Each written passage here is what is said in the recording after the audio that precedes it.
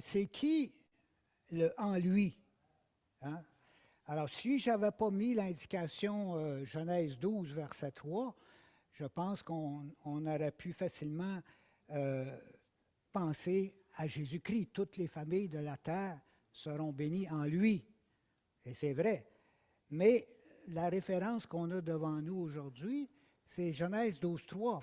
Et il s'agit non pas de Jésus-Christ, mais il s'agit d'Abraham, qui qui était au moins 2 millénaires avant Jésus-Christ et qui a reçu une bénédiction de la part de Dieu.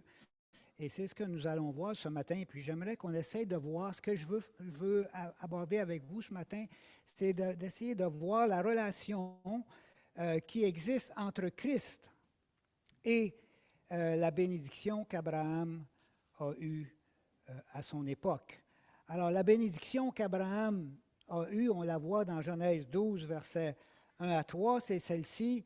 L'Éternel dit à Abraham, Abraham était dans Mésopotamie, dans un pays lointain, Ur, en Chaldée, et puis Dieu l'appelle parce que Dieu veut se servir d'Abraham pour amener son plan, exécuter son plan de salut dans l'humanité.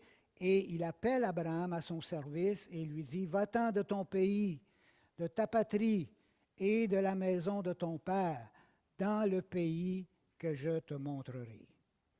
Je ferai de toi, et ça c'est la promesse que Dieu fait à Abraham suite à son appel, suite à son obéissance, je ferai de toi une grande nation et je te bénirai.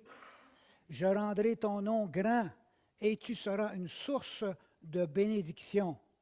Je bénirai ceux qui te béniront et je maudirai ceux qui te maudiront. Et toutes les familles de la terre seront bénies en toi.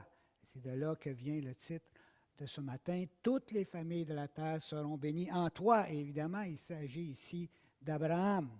Abraham, un peu plus loin dans Genèse 18, on voit une autre expression qui est utilisée au lieu de famille de la terre.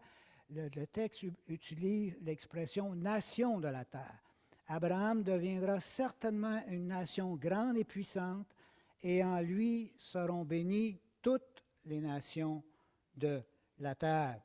Donc, pour considérer cette bénédiction-là, on va y revenir tantôt, mais j'aimerais, avant de voir comment cet appel-là et cette bénédiction-là vient dans la parole de Dieu, dans le livre de la Genèse, il faut revenir sur les chapitres qui précèdent Genèse 12. Et ces 11 premiers chapitres de Genèse, c'est vraiment une époque particulière qui prépare tout le reste de l'histoire du salut. Avec la venue d'Abraham, on démarre quelque chose, un pas important dans le plan de salut de Dieu. Mais on va revenir rapidement sur l'arrière-plan de Genèse 12:3. Qu'est-ce qui amène ce personnage Abraham et cette bénédiction sur lui? Ici, on va regarder l'arrière-plan de Genèse 12, 1 à 3, la création, la chute et le déluge, c'est le premier point qu'on peut regarder. D'abord, on voit dans le premier chapitre de Genèse, Genèse 1 et 2, que Dieu a créé le monde et il a créé l'homme. Adam et sa femme, créés à l'image de Dieu, sont appelés à régner sur la création dans la communion avec Dieu. Ça, c'est le point de départ, la création du monde par Dieu. Et Dieu les bénit. Dieu est un Dieu qui bénit. Et c'est très présent dans le livre de la Genèse, et on va le voir à travers toute la Bible aussi. Mais particulièrement au moment de la création, Dieu bénit sa création. Dieu les bénit, bénit l'homme et sa femme, et Dieu leur dit, soyez féconds, multipliez-vous, remplissez la terre. Puis qu'est-ce qui survient après ça? C'est la chute. Malheureusement, au chapitre 3 et 4 de Genèse, nous tombons dans le drame qui amène l'humanité dans sa misère actuelle. Adam, incité par sa femme, choisit sa propre voie à l'encontre de la volonté de Dieu. Le péché et la mort entrent dans le monde. Le péché et la mort n'étaient pas au moment de la création. Ils sont entrés par la faute d'Adam et Ève dans le monde. Le péché entre dans le monde ainsi que la mort. Et d'Adam à Noé, nous voyons, des chapitres 5 jusqu'au chapitre 6, verset 8, que les hommes se multiplient. Et en se multipliant, ce sont des hommes qui sont corrompus maintenant par la chute d'Adam et Ève, par le péché qui habite en eux. Et qu'est-ce qu'on voit? Les hommes se multiplient et le péché, la méchanceté et la violence se répandent sur toute la terre.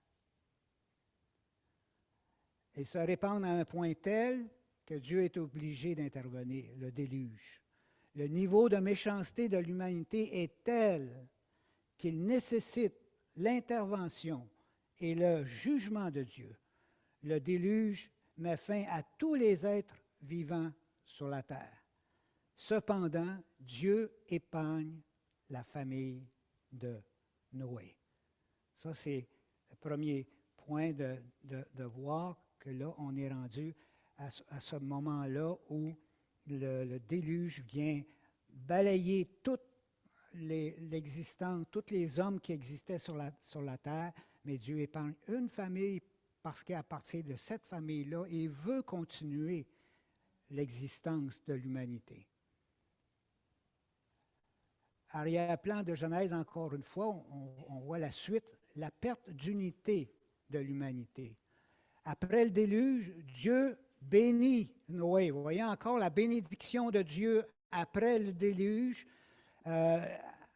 Noé et ses 3 fils et leurs femmes sortent de l'arche de Noé après presque une année presque qu'ils étaient emprisonnés, en fin de compte, pris dans cette arche-là qui était leur salut. L'eau avait monté, l'eau s'était maintenue, l'eau était descendue. Et là, après le déluge, ils sortent de l'arche avec tous les animaux qui étaient là et Dieu donne la bénédiction, encore une fois, pour cet élan nouveau de la création qu'il veut poursuivre. Dieu bénit Noé ainsi que ses fils et il leur dit « Soyez féconds ». Il redit la bénédiction qu'il a donnée au moment de la première création. Hein. « Soyez féconds, multipliez-vous et remplissez la terre ». Et qu'est-ce qu'on assiste à partir de Genèse 9? Le repeuplement de la terre. À partir des fils de Noé, les hommes se multiplient à nouveau. Cependant, on constate là encore une fois une résistance au commandement de Dieu de remplir la terre. Verset 11 de Genèse, verset 1, chapitre 11. « Or, toute la terre, à ce moment-là, parlait un même langage avec les mêmes mots. » Il y avait une unité de tous les hommes au sein de l'humanité. Ils parlaient tous le même langage. Mais ils s'étaient ligués ensemble pour résister à la volonté de Dieu et ne pas se répandre sur la terre, mais de se constituer une sorte de gouvernement humain. C'est tout le récit de la tour de Babel, où l'homme s'organise, mais il s'organise pas pour obéir à Dieu, pas pour accomplir la volonté de Dieu, mais il s'organise pour résister à l'ordre de Dieu de remplir toute la terre. Alors, encore une fois, Dieu est obligé d'intervenir pour que sa volonté s'accomplisse. C'est là qu'il va intervenir, il va confondre leur langage, il va les disperser sur toute la surface de la terre. L'humanité devient à ce moment-là divisée en plusieurs nations ayant différents langages. Et c'est vu comme étant, en quelque sorte, un jugement, cette division de l'humanité, parce que cette division de l'humanité en différents langages va créer des conflits, des difficultés entre les êtres humains à cause de l'incompréhension que les hommes des différentes nations vont avoir les uns vis-à-vis les autres. Des craintes vont venir, toutes sortes de choses qui vont amener une existence sur la planète qui va être plus difficile à cause de cet état-là.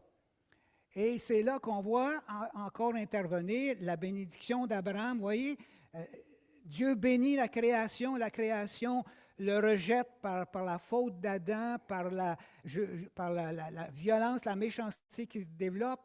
Dieu envoie le déluge. Après le déluge, il sort une nouvelle possibilité pour la création avec la famille de Noé. Dieu bénit. Mais encore là, les hommes suivent leur propre voie, résistent à Dieu, et Dieu est obligé d'intervenir par cette division de l'humanité en différentes nations. Mais, encore une fois, qu'est-ce qu'on voit? C'est là ça ici, je veux juste rapidement, avant de revenir à la bénédiction d'Abraham, et c'est pour montrer que la bénédiction d'Abraham aussi, elle vient en contrepartie de elle vient compenser, elle vient amener un élément pour balancer le jugement de Dieu d'avoir divisé, elle vient donner une espérance à l'humanité, cette bénédiction d'Abraham. Mais voyez ici, qu'après le déluge, les expressions qu'on va retrouver, toutes les familles de la terre viennent du chapitre 10 de Genèse, qui est avant la bénédiction d'Abraham. Voici la postérité des fils de Noé. Sem, Cam et Japheth, et il leur naquit des fils après le déluge. Et là, il y a toute une série dans le texte de nations qui surgissent à travers ces trois personnes-là et leur descendance. Mais juste, j'ai souligné les points qui marquent qu'à partir de chacun, il y a une division de l'humanité qui se fait. Les fils de Japheth, c'est par eux qu'ont été peuplées les îles des nations, selon leur terre, selon la langue de chacun, selon leur famille ou clan. Le mot famille a le sens aussi dans certaines versions bibliques de clan, un clan. Donc, selon leur famille et selon leur nation. On regarde les fils de Cam, eux aussi sont là, ils font toute une description des fils de Cam et de leur répartition, et ils concluent, ce sont là les fils de Cam, selon leur famille, selon leur langue, selon leur pays, selon leur nation. Et il parle la même chose des nations qui viennent des fils de Sem, et il dit, ce sont là les fils de Sem, selon leur famille, selon leur langue, selon leur pays et selon leur nation. Telles sont les familles des fils de Noé, selon leur génération, selon leur nation, et c'est d'eux que sont sorties les nations qui se sont répandues sur la terre après le déluge.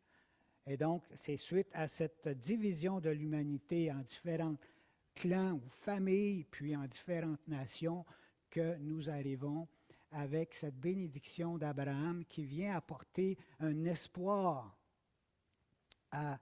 aux familles de la terre, qui vient amener un espoir aux nations. L'Éternel dit à Abraham, va-t'en de ton pays, de ta patrie, de ta maison de ton père, dans le pays que je te montrerai, je ferai de toi une grande nation. Alors là, Dieu il va, à partir d'Abraham, créer une nation de laquelle il va amener à l'humanité une grande bénédiction. Je ferai de toi une grande nation. Je te bénirai, je rendrai ton nom grand et tu seras une source de bénédiction. Je bénirai ceux qui te béniront et je maudirai ceux qui te maudiront. Toutes les familles de la terre seront bénies en toi, ces familles qu'on a vues dans Genèse 10. Et ici, les nations, Abraham deviendra certainement une nation grande et puissante, et en lui seront bénies toutes les nations de la terre. Il y a 4 éléments dans la promesse que Dieu fait à Abraham au verset 2. Il lui dit qu'il va devenir une grande nation. Imaginez, Abraham, sa femme est stérile, Sarah est stérile. Elle ne peut pas avoir d'enfant. Et Dieu dit à Abraham, je ferai de toi une grande nation. Et Abraham crut Dieu. La Bible nous dit que ça lui fut imputé à justice. Il a saisi la promesse de Dieu par la foi. Il ne voyait rien. Sa femme était stérile. Il était avancé en âge. Elle aussi. Et par la foi, il saisit la promesse de Dieu qu'il va devenir le père d'une grande nation. Donc, il deviendra une grande nation, lui qui n'a pas même d'enfant et dont sa femme est stérile. Deuxièmement, il sera béni par Dieu, bénédiction matérielle. Abraham va devenir un homme très prospère avec beaucoup de troupeaux, beaucoup de serviteurs. Et donc, il est sous la bénédiction de Dieu, une bénédiction matérielle et une bénédiction spirituelle parce qu'Abraham a une communion avec Dieu, très proche de Dieu, un ami de Dieu. Il est en communion avec le Créateur, avec le Dieu qui l'a appelé. Et Dieu lui dit, donc, je te bénirai, bénédiction matérielle, bénédiction spirituelle. Troisième point, je rendrai ton nom grand. C'est-à-dire qu'Abraham va être élevé par Dieu parmi les hommes. Il va être un homme considéré, un homme respecté, un homme d'importance parmi les gens de son temps. Il va être élevé, puis même Abraham, il va être élevé jusqu'à aujourd'hui. Cet homme-là est vénéré dans certaines religions comme étant un grand personnage de leur histoire. Je rendrai ton nom grand. Et donc ces trois points-là, je ferai de toi une grande nation, je te bénirai et je rendrai ton nom grand. Ça concerne la bénédiction qu'Abraham a reçue pour lui-même. Il va recevoir ces bénédictions de Dieu. Mais le quatrième élément du verset 2, c'est qu'il va devenir une source de bénédiction. C'est-à-dire que là, ce n'est pas lui seulement qui va recevoir la bénédiction de Dieu, mais il va devenir l'instrument de bénédiction de d'autres personnes. Je ferai de toi une source de bénédiction. Je bénirai ceux qui te béniront et je maudirai ceux qui te maudiront. Vous voyez, ici, cet élément-là concentre donc la bénédiction que Dieu veut donner à travers Abraham aux hommes. Et cette bénédiction va dépendre de leur relation avec Abraham. L'attitude, le comportement que les gens auront envers Abraham va déterminer s'ils sont sous la bénédiction de Dieu ou sous sa malédiction. Je bénirai ceux qui te béniront et je maudirai ceux qui te maudiront. Et finalement, toutes les familles de la terre seront bénies en toi. Ce qu'on voit que c'est la bénédiction qui prévaut. Dans ce point-là. Tu seras une source de bénédiction. Je bénirai ceux qui te béniront et toutes les familles de la terre seront bénies. Oui, Dieu est obligé, à cause de sa justice, à cause de sa sainteté, Dieu est obligé, par qui il est, de rendre justice et d'effectuer son jugement, parce qu'il est Dieu très saint. Et il ne tolère pas le mal. Et donc, il est presque par contrainte obligé de nous châtier, de nous maudire dans un sens. Parce que nous ne réagissons pas positivement à ces commandements. Je bénirai ceux qui te béniront, je maudirai ceux qui te maudiront, et toutes les familles de la terre seront bénies. Mais voilà la bénédiction extraordinaire. La prévalence de Dieu, c'est pour la bénédiction. Et toutes les familles de la terre, c'est ça ce que Dieu veut faire à travers Abraham, toutes les familles de la terre seront bénies en lui. Donc la bénédiction, voyez-vous, des familles de la terre va venir par la médiation, par l'intermédiaire, par Abraham. La foi et l'obéissance d'Abraham envers Dieu, la réponse qu'Abraham va donner à son appel de quitter son pays puis d'aller dans ce pays lointain où Dieu va accomplir avec lui son plan, eh bien, cette réponse, cette foi qu'Abraham met en Dieu et l'obéissance qu'il a de faire ce que Dieu dit va amener pour lui une grande bénédiction, mais aussi une grande bénédiction sur toutes les familles de la terre, sur toute l'humanité qui est dans une condition difficile et que Dieu veut sortir de sa misère. Dieu veut sortir l'humanité de sa misère. Est-ce que vous êtes convaincus de ça? Dieu veut sortir l'humanité de sa misère.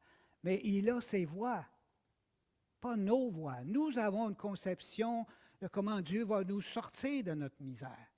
Nous érigeons, nous aussi, des tours dans lesquels nous voulons nous organiser dans le monde pour essayer d'instaurer une paix mondiale, instaurer un système mondial qui va permettre à l'homme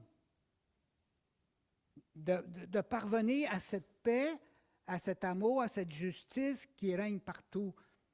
Mais ce qu'on voit, c'est que tous les efforts humains pour arriver là sont vains et finissent tous par échouer. Parce que la seule voie que nous avons qui va réussir, c'est celle de Dieu. C'est celle que Dieu a tracée. Et c'est ça ce que Dieu est en train de tracer, de commencer à tracer avec Abraham.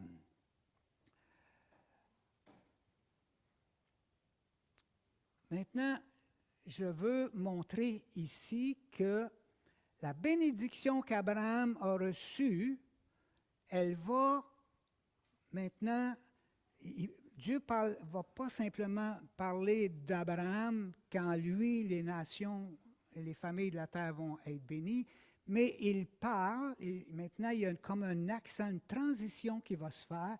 Les nations de la terre seront bénies en ta postérité. OK, le mot postérité, dans certaines traductions, c'est descendance ou semence. Toutes les nations de la terre seront bénies en ta descendance, en ta semence, en ta postérité. Et ça devient un point très important dans la parole de Dieu. Non seulement par Abraham que les nations vont être bénies, mais c'est à travers Abraham, mais par la postérité d'Abraham que va venir cette grande bénédiction.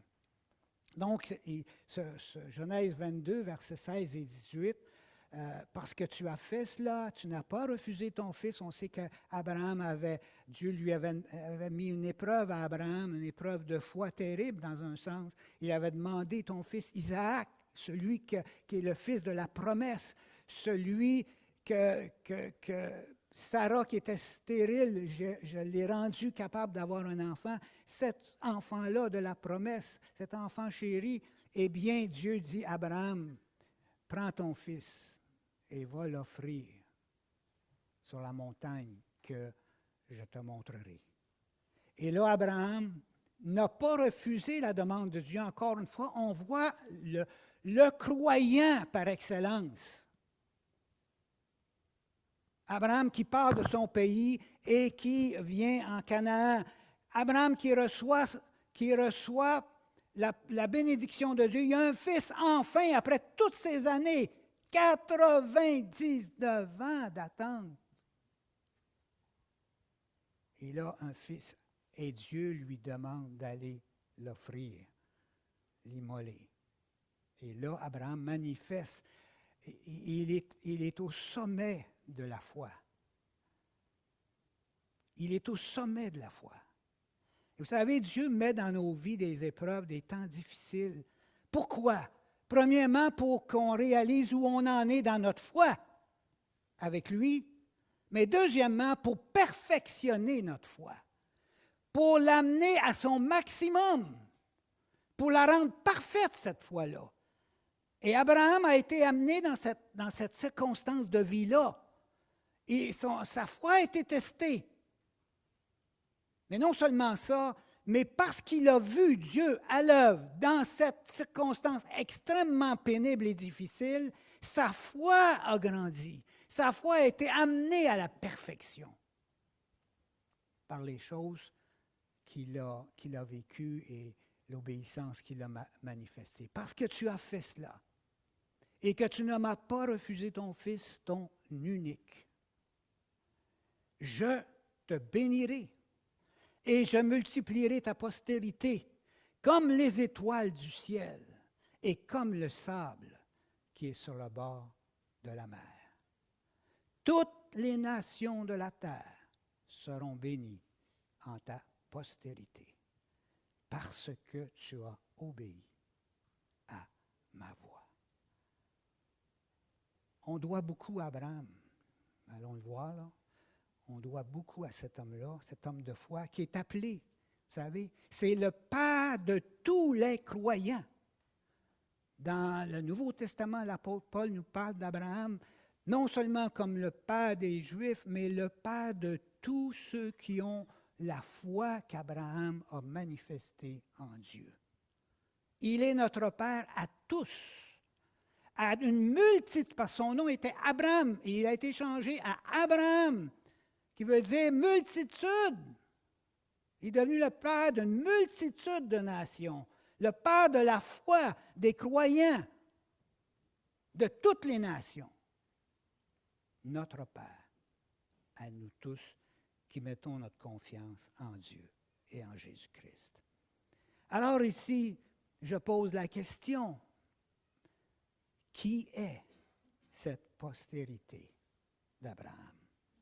Qui est la postérité dans laquelle nous, les nations de la terre, les familles de la terre, allons être bénis?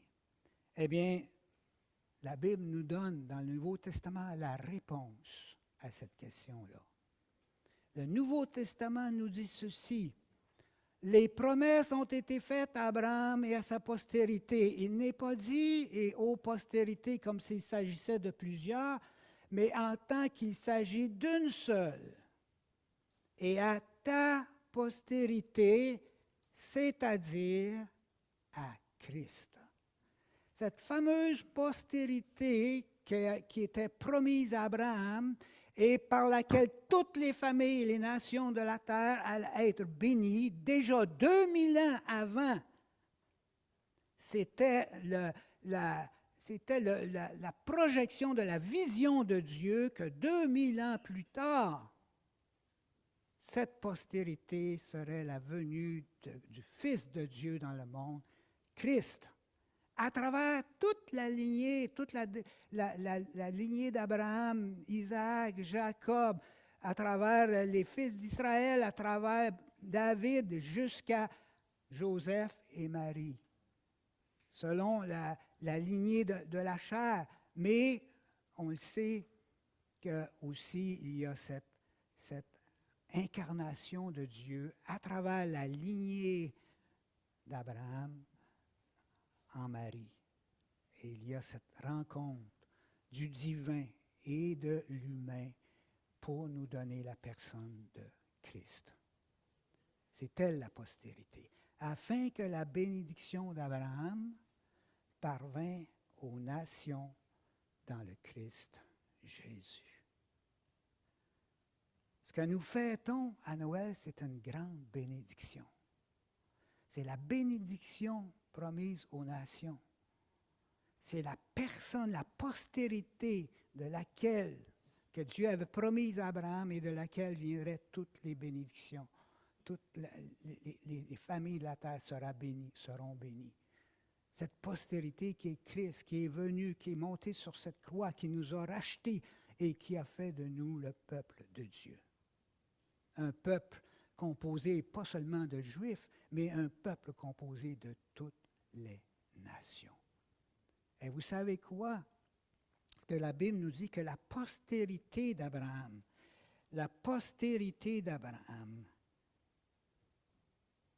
c'est nous. C'est extraordinaire ce que le Nouveau Testament nous révèle. Ce que nous avons en Christ Jésus, le corps de Christ, l'Église universelle, unie au Christ, c'est la postérité d'Abraham. Comment toutes les nations de la terre sont-elles bénies? C'est dans l'Église, le corps de Christ, qui est le rassemblement de tous les rachetés de la terre et à qui est promis le nouveau ciel, la nouvelle terre, le royaume de Dieu pour l'éternité. Dieu est en train de faire une nouvelle humanité. Et cette nouvelle humanité, elle passe par Jésus-Christ, où chaque personne de l'ancienne humanité va être purifiée de ses péchés, déclarée juste devant Dieu, adoptés comme fils et filles de Dieu, recevant l'Esprit Saint pour être sanctifiés, mis à part pour Dieu, et avoir le sceau, la garantie que ce que Dieu va faire au retour de Christ, l'établissement de son royaume, et tous ceux qui auront été marqués par le sceau de Dieu, qui est son esprit, qui nous est donné à travers Jésus-Christ, eh bien, ce sont eux et eux seuls qui auront part à cette éternité, où il n'y aura plus entre les hommes de méchanceté, de violence, de maladie, de souffrance, de meurtre, de viol, de vol et de toutes ces choses-là.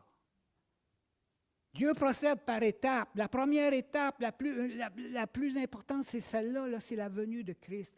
Mais nous sommes dans un temps d'attente où Dieu a commencé à faire des choses, à nous renouveler, mais nous ne sommes pas encore parvenus au point où le retour de Christ est là. Mais il s'annonce, regardez, entendez autour de vous tout ce qu'on voit, le retour de Christ s'annonce.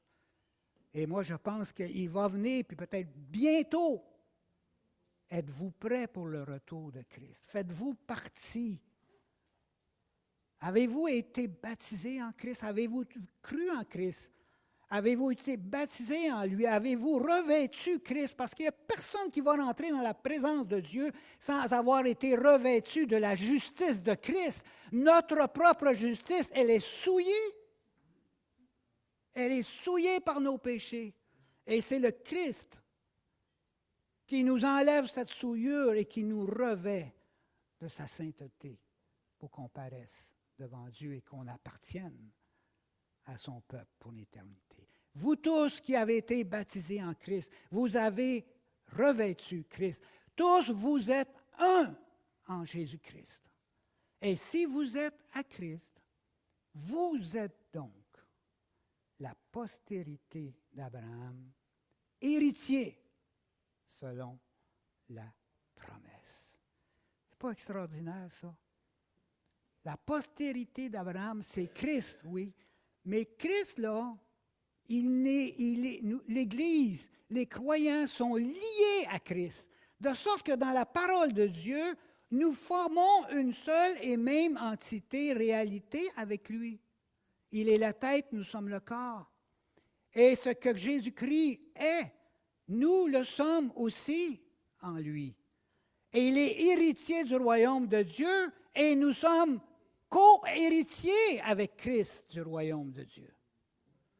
Toutes les bénédictions qui sont au Christ sont à nous. Et le monde à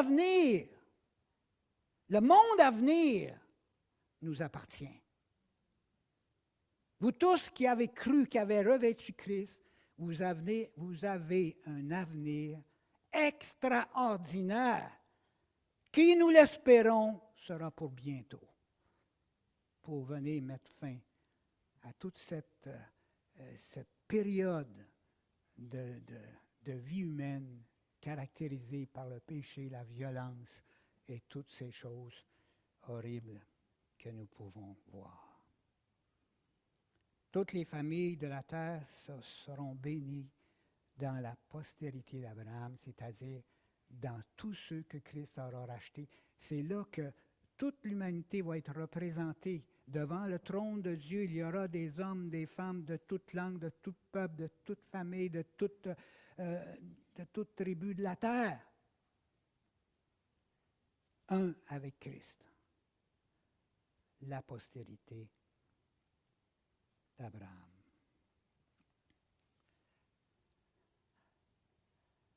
Notre grand mandat dans l'attente du retour de Jésus-Christ, c'est de compléter le rassemblement du corps de Christ. De compléter, de rassembler le corps de Christ avec Jésus. Voici, avant de partir, ce qu'il nous a dit. Son plan, ce qu'il veut accomplir. Allez, faites de toutes les nations des disciples. Le mot nation, là, voyez-vous le mot nation, comment il prend de l'importance? Ce n'est pas un mot en vain. Ça vient de Genèse 10, de la division de l'humanité en diverses nations, comme une forme de jugement qui est venu pour la résistance de l'homme à ce moment-là. Mais en Christ Jésus, nous allons retrouver la seule vraie unité possible, transformée par le Christ lui-même de l'intérieur. Allez donc, faites de toutes les nations des disciples, les baptisant. Le baptême, c'est une confession de foi, le baptême. Quand nous nous faisons baptiser, nous confessons notre foi en Dieu le Père, Créateur du monde, qui a envoyé son Fils pour nous. Nous confessons notre foi au Christ, au Fils de Dieu fait homme pour notre salut, et nous confessons notre foi au Saint-Esprit qui vient dans chaque croyant pour le soutenir pendant sa vie suite à notre foi en Jésus.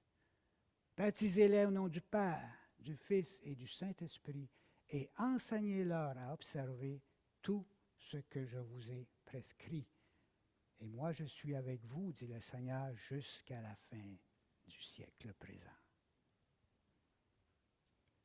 Notre mandat, participer au rassemblement du corps de Christ avant que, vous savez, à Noé, il y a eu un temps de construction de son arche. Et pendant qu'il construisait son arche, Noé avertissait les hommes, le déluge s'en vient.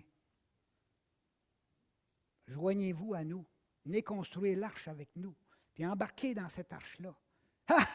Noé capote, lui. C'est la même chose avec le retour de Christ. Si on n'est pas embarqué dans l'arche, quand Jésus va revenir, ce n'est pas la bénédiction qui nous attend, c'est la malédiction.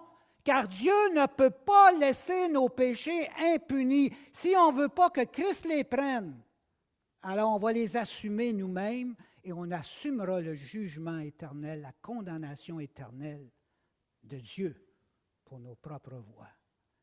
Mais la bénédiction est là, elle est en Jésus-Christ et c'est ce que nous fêtons à Noël. Dieu nous a donné un sauveur qui est le Christ, le Seigneur. Pas merveilleux, ça? Pas merveilleux. On attend quelque chose là, de formidable. Paul, il disait, priez que Dieu vous révèle quelle est la grandeur de la grâce qu'il vous a accordée en Christ. Quelle est l'immensité de l'espérance que nous avons. Parce que Dieu sait bien que dans l'attente de Jésus, nous sommes encore dans ce monde si difficile à vivre, dans un corps si fragile. Mais il dit, prends confiance. Bientôt, cette misère sera terminée et tu seras avec moi pour l'éternité.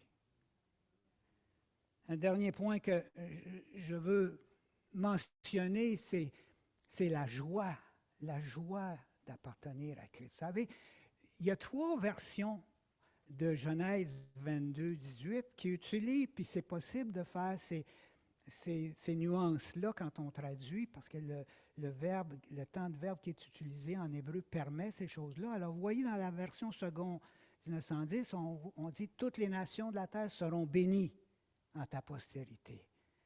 La nouvelle seconde révisée dit « Toutes les nations de la terre se diront bénies ». Oups! Là, on vient de franchir un... C'est comme se dire, hey, on va se dire à soi-même, hey, je suis donc béni d'appartenir à Christ. Vous savez, c'est ça l'idée. Quand on prend conscience de qu'est-ce que Jésus a fait pour nous en Christ, là, eh bien, on se dit à soi-même, hey, j'ai-tu fait une bonne affaire en me tournant vers Christ? J'ai-tu fait une bonne affaire en croyant Jésus-Christ? L'éternité avec toute la splendeur du monde à venir m'appartient. Moi, sortir de ce monde-ci, puis je vais être avec Dieu pour l'éternité. Les nations de la terre se diront, ceux qui, parmi les nations, auront accepté Christ, se diront bénis d'avoir fait ce pas de foi-là et d'obéissance. Et toutes les nations, une autre tradition possible de la terre, se béniront en ta semence parce que tu as écouté ma voix. Se béniront en ta semence, se bénir les uns les autres. Vous savez, qu'est-ce qu'on fait à Noël? Qu'est-ce qu'on fait dans le temps des fêtes? On se bénit les uns les autres, on est dans la joie. Mais au ciel, imaginez, là, on va être là tout ensemble, on va être là, fini notre misère, on va être dans le lieu le plus extraordinaire qu'il n'y a pas. Pensez-vous qu'on ne va pas se serrer la main les uns les autres, et on ne va pas se dire, « Hey, on est-tu béni? Béni sois-tu, mon frère, d'avoir accepté le Seigneur. Je suis content que tu sois là avec moi. » Il va y avoir une joie au ciel extraordinaire. On va se bénir les uns les autres. On va se dire, béni Seigneur, merci. Mais comment on peut avoir cette vision-là maintenant? On peut avoir cette vision-là maintenant si on sonde la parole de Dieu pour découvrir les mystères que Dieu, les mystères extraordinaires qui nous sont révélés. La Bible dit que Christ est le mystère de Dieu dans lequel sont révélés toute la connaissance et la sagesse. Toute la splendeur de l'œuvre de Dieu est en Christ. Tout ce que Dieu a pour nous est en Christ. Et celui qui sonde les Écritures pour connaître le Christ, vous sondez les Écritures parce que vous pensez avoir en elle la vie éternelle, mais c'est moi. C'est de moi qu'elle parle. La vie éternelle, c'est de me connaître moi. Frères et sœurs, en 2024, que votre pensée soit de connaître Christ et toutes les richesses qui vous sont données en lui. Et vous allez voir votre foi, votre reconnaissance, votre joie, votre amour, votre persévérance, toute votre vie va être bouleversée dans la mesure que vous allez saisir la grâce qui nous a été faite en Jésus-Christ. Parce que tu as obéi à ma voix, parce que tu as écouté ma voix. C'est le pas qu'il nous faut faire. Si vous ne l'avez pas encore fait, faites-le avant que le Seigneur revienne, parce qu'il revient. Et si ce pas-là n'a pas été fait, vous perdez la bénédiction que Dieu veut vous accorder en Christ. Pour nous qui l'avons reçu, devenons pour les autres, comme Abraham, une source de bénédiction. Apportons l'Évangile autour de nous, afin que d'autres connaissent la bénédiction que Dieu nous a accordée en Christ. Seigneur Jésus, nous te remercions.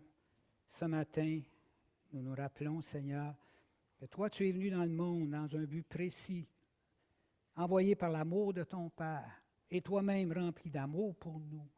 Tu es venu prendre sur toi tout ce qui nous séparait de Dieu. Et tu nous as donné, Seigneur, le pardon de nos péchés, la justice, la vérité, Seigneur. On est maintenant purifié et lavé en toi. Prêt pour le retour, prêt pour ton retour, Seigneur, prêt pour le royaume des cieux, prêt pour les nouveaux cieux, la nouvelle terre. Et comme le livre de l'Apocalypse le dit, oui, nous crions, viens, Seigneur Jésus. Nous sommes prêts. Nous sommes prêts. Fais grandir en nous ce désir, Seigneur, de nous séparer des choses de ce monde pour nous attacher aux choses qui viennent, les choses célestes, merveilleuses que tu en réserves pour chacun de nous. Gloire et louange à ton nom ce matin. Béni sois-tu, ô notre Dieu, Père, Fils et Saint-Esprit, par Jésus-Christ, notre Seigneur. Amen. Alors, frères et sœurs, je vous souhaite un joyeux Noël comme ces gens-là qui se béniront les uns les autres.